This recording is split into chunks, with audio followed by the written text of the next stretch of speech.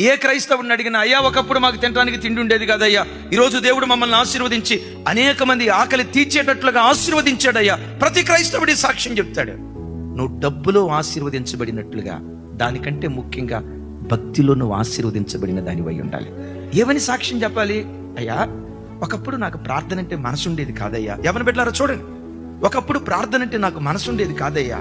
ప్రార్థన చేసుకుందామని మోకరిస్తానా, 1 నిమిషం 2 నిమిషాల్లోనే నా ప్రార్థన అయిపోయేదయ్యా.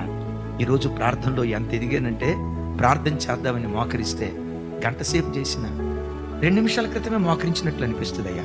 2 గంటల సేపు ప్రార్థన చేసిన అసలు తృప్తి తీరట్లేదయ్యా. ఒకప్పుడు 2 నిమిషాలు కూడా ప్రార్థన చేయటం రాని నా బ్రతుకులో 2 గంటలు దేవుని దగ్గర గడిపే భాగ్యం దేవుడు నాకు ఇచ్చాడయ్యా అని ఈ మాట నీ నోట ఉండాలి. ఒకప్పుడు నా జీవితం 20,000 అయ్యా.